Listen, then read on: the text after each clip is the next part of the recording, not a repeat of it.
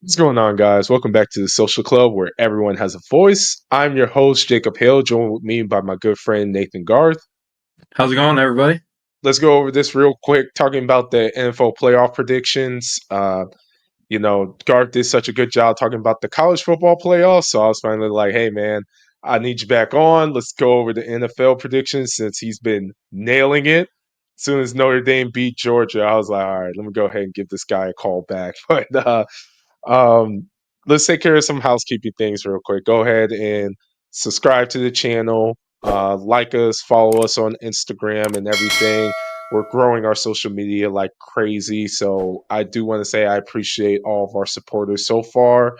I appreciate everyone that's been viewing our content, liking, commenting, everything, the good and the bad associated with that. If you know, you know. But um, other than that, we'll get right into it.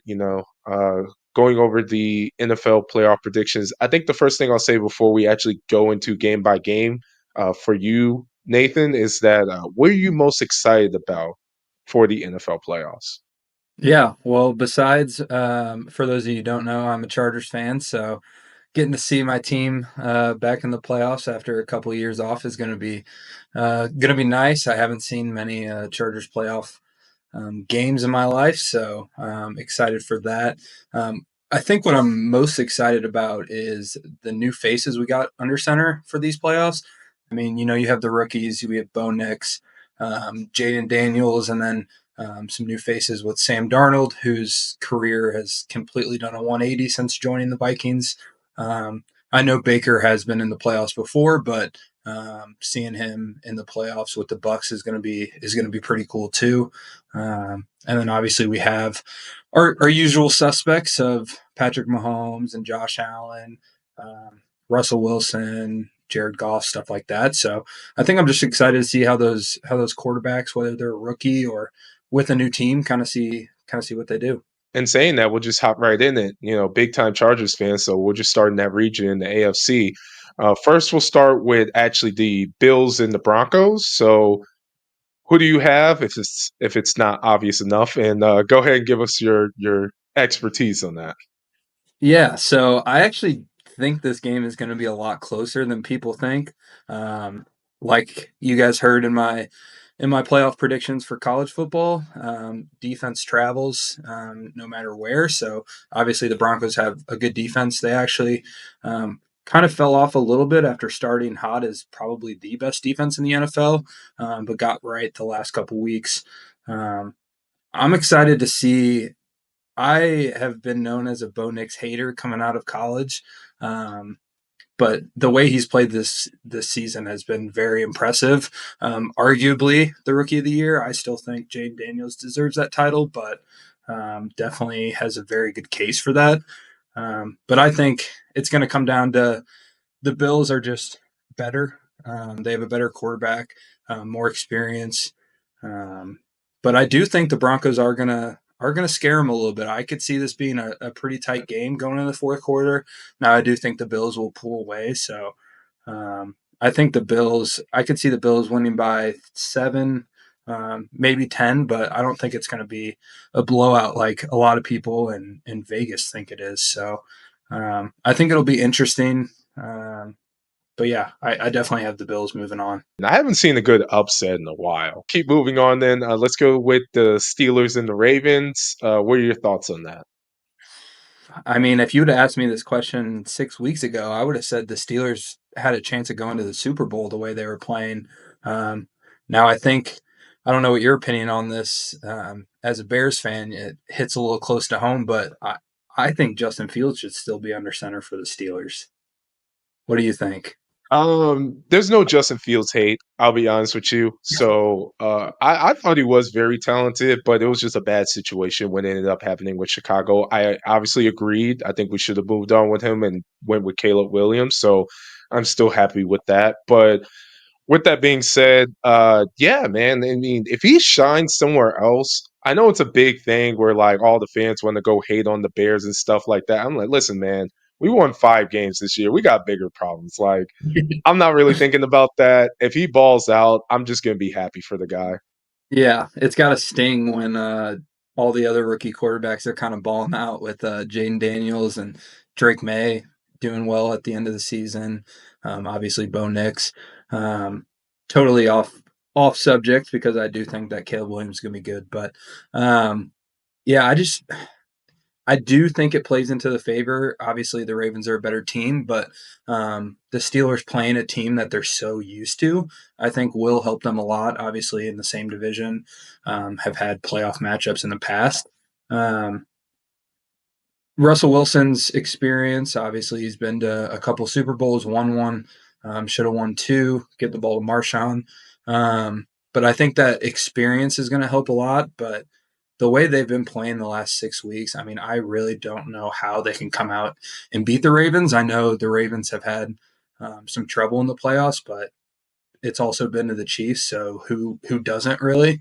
Um, I just think the combination between Lamar Jackson, Derrick Henry, um, I think Zay Flowers is going to play. I know he left last week's game kind of banged up, but if Zay Flowers plays, that's even more of a reason for the Ravens to roll here. I think it's going to be a little low scoring, but I could see this being like a 24-13 game for the Ravens. So I got the Ravens moving on. Yeah, I think that's a fair take. I want to take this time to actually have a formal apology to Rashad Bateman because I was the biggest Rashad Bateman hater the entire year. Like I went on record and said that he should be bagging groceries if Lamar Jackson wasn't throwing them the ball, and he blatantly proved me Man, wrong. and, I'm sorry, and guys.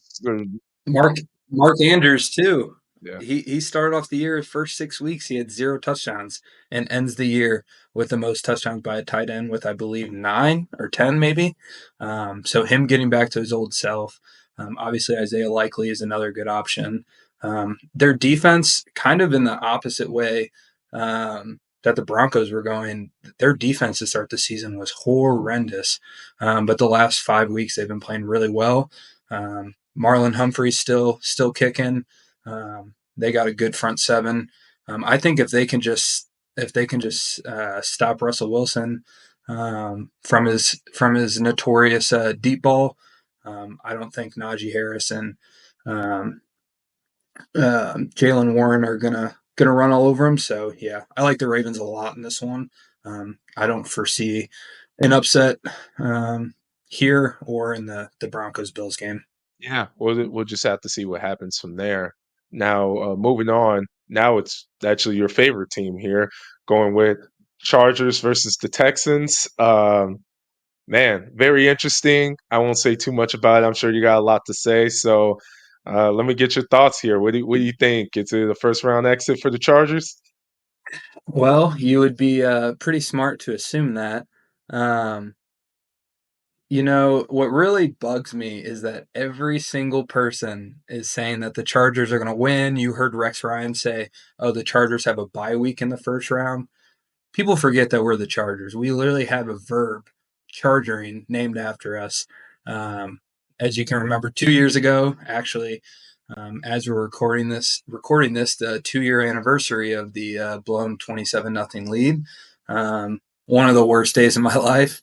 Um, I just think there's so much different with that team in 2022, 2023 season. And now, I mean, obviously the biggest difference, the coach.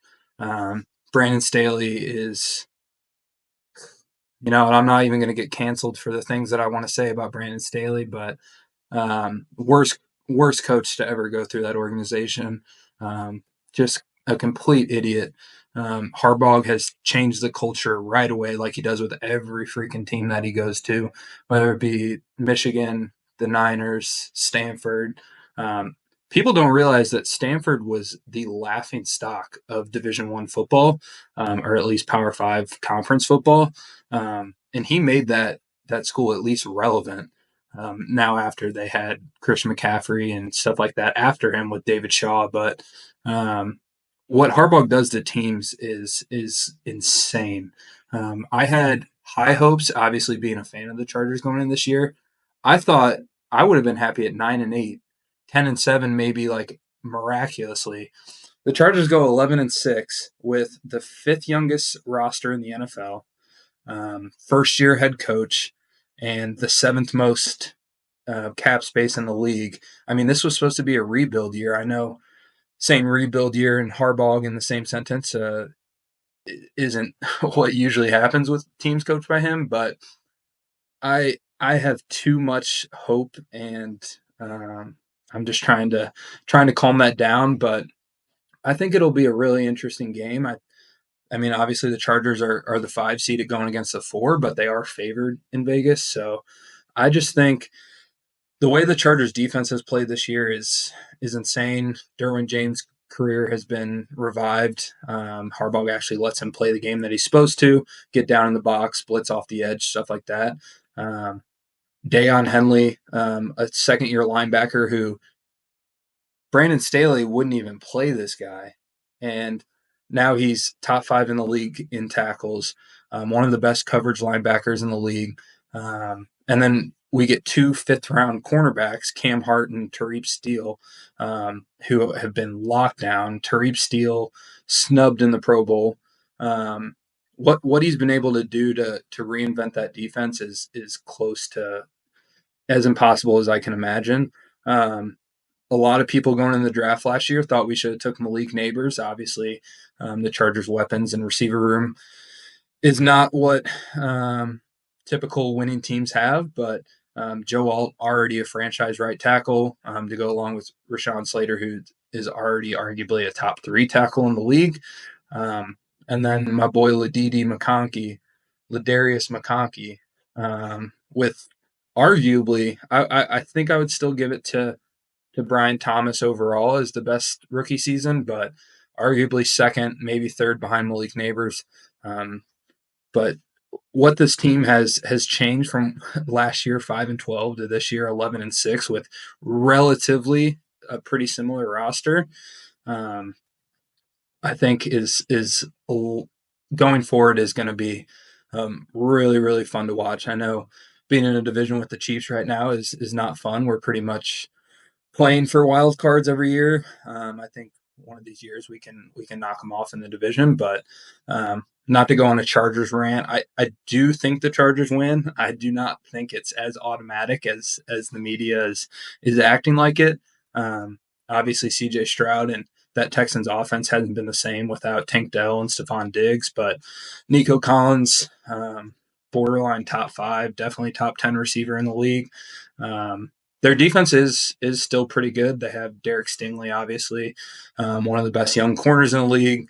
Will Henderson, same there with the edge, and Daniel Hunter. But I think if we can push the ball down the field, something that we've struggled with this year, even with how good McConkey and lately Quentin Johnson has played. Um, if we can run the ball, convert on third downs, I think we'll be in a good spot. I trust our defense against this offense 100%. I think this game's kind of a race to 20. Um, I think this game's going to be low scoring too, but I think the Chargers are going to pull it off. I can see a 24-17, 24-21 win. So I got the Chargers moving on. So Yeah, we'll just have to see. It's interesting what happened with Houston this year. Definitely somewhat of a down year for what you expected them to have, but also just like any team, the injury bug made its way to Houston, and they definitely had some really bad luck with that. And like we always say, with a sophomore slump of a QB, it's just when you have a full off season to really analyze a QB, his tendencies, and kind of how the offense is made up for the guy. You'll find better ways to actually defend against him, and that's just what happened. I feel like I'm not the one that says CJ Stroud is now a bad player or anything like that. And to give your point, I agree. I think they're going to come out good. They're going to be solid. The defense is still formidable, and the way Jim Harbaugh plays, he's not shooting the lights out. It's old fashioned grit, grimy football. So any game the Chargers in is going to be close. It's just Harbaugh is a genius in the fourth quarter and just knows how to edge them out in the end to win the game. So credit to him, credit to you guys. I wish the Bears picked him up. We could have refinanced the Sears Tower for him, but no, apparently we did not. So this is what we got. Thanks a lot, Bears. something I forgot to mention something I forgot to mention is obviously it's playing in NRG Stadium in Houston. Last time Harbaugh was there, he was lifting a college football playoff trophy. So some good juju in that stadium for him. So I'll take the better coach, the better quarterback. I think the better defense. Um, so yeah, Chargers moving on. All right, let's go to the NFC. Show some love to them. The first game that we'll take a look at, we'll do it in kind of the same order. So we'll start with the Packers and the Philadelphia Eagles. So I've been thinking and wanting to pick the Packers all week. Um, Something about this Eagles team. Obviously, they have Saquon, who, if the MVP award wasn't a QB award, probably has a good case of winning that. Him and Chase. Um, Obviously, the Eagles probably the best O line in football. Um, Same as the Chargers, two rookie quarterbacks standing out with Quinyon Mitchell and Cooper DeJean. Um, that defense in that secondary specifically last year struggled, and that was kind of the issue they ran into. But this year, that defense is shored up. Um, I mean, adding Saquon with the best O line in football is a cheat code. I know there were some rumblings earlier this season with Jalen Hurts and AJ Brown, locker room trouble. I still don't think Nick Sirianni is a very good coach and kind of a douchebag, but I am going to take the Eagles to move on. Now, I do think that Jordan Love is very underappreciated. This offense, the Packers' offense is super strange because it almost feels like they have four number two wide receivers, which there could obviously be way worse situations, but any game, whether it's Watson, Wicks, Reed, their tight ends, Tucker Kraft, any of those dudes could go for 100 in a game, and any of those dudes could go for zero in a game. So it's really hard to kind of pinpoint who on their offense is going to excel in the game. Now, with that being said, we just found out that Christian Watson's actually out for the year with an ACL. And he is their main deep threat. But I think almost just eliminating one of those options might actually help them. I mean, Jaden Reed is good when he gets the ball in his hands. The problem is catching the football. He's kind of similar to Quentin Johnson in that sense, but I do think this is another game similar to the Bills and Broncos that the Packers could scare them at first, but I'm gonna go the Eagles here and keep the chalk going. Keeping it moving. We got Washington Redskins versus the Bucks. This one's kind of interesting. If it between them trying to get Mike Evans 1,000 yards for the season, they almost just flat out lost the game, which almost just kicked them right out of the playoffs. But they found a way to get it done, and now they're looking at a lower seed but dangerous, dangerous looking Washington team. And I wanna start this matchup by giving respect to a top 10 receiver of all time, Mike Evans, 11 straight 1,000 yard seasons, tied with Jerry Rice. And this is my stance on them trying to get 1,000. One, yes, that is dumb. If Baker would have threw a pick six or something, and they got knocked out of the playoffs for that, that honestly would have been hilarious. But I actually think they would have been in regardless because the Falcons lost, but at the time they were playing at the same time, so they didn't know. Um, but Mike Evans deserves all the love. And I'm glad they did that because the reason he wasn't close is that he missed 4 games. Now, if he had played all 17 games and hadn't got to 1,000, then I would have been like, that's kind of stupid. But since he missed those games, he obviously would have had 1,000. So I'm glad they did that for him. But yeah, this I think this is the hardest matchup to predict. On one side, the Commanders didn't expect to be here. They're probably in the same boat as the Broncos.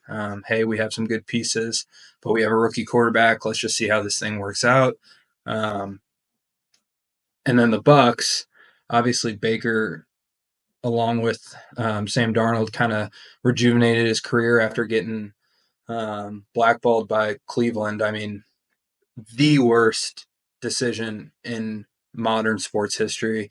Getting rid of Baker after he got you a playoff win for the first time in a million years, and getting that Deshaun Watson contract, but that's a story for another day.